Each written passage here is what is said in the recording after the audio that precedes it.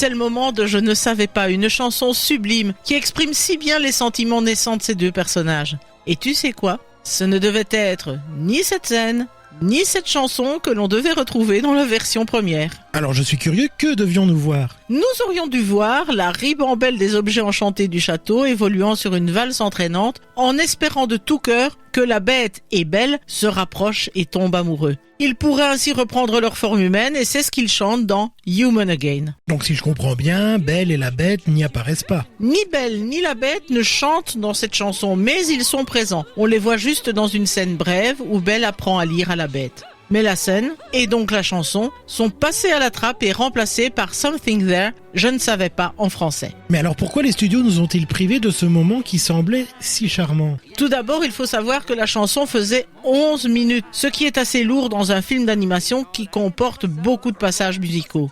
Mais surtout, elle posait des problèmes dans l'histoire même. Dans sa structure, elle évoquait le passage du temps et des mois qui s'écoulent. Et la production ne savait pas quoi faire des autres personnages. Que fait Maurice ? Il tourne inlassablement dans la forêt ?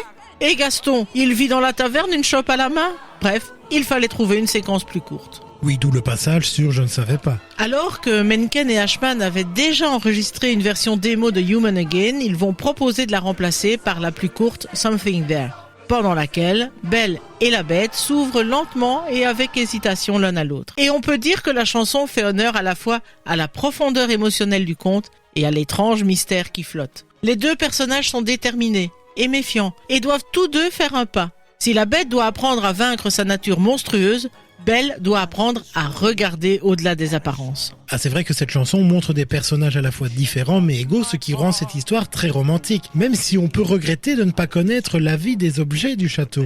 Mais figure-toi qu'on connaît la scène. Disney a réédité le film en 2001 pour célébrer les 10 ans. Et il voulait lui apporter un petit plus. Or, quand Alan Menken a porté l'histoire sur la scène de Broadway, il avait trouvé un moyen d'intégrer Human Again dans la comédie musicale.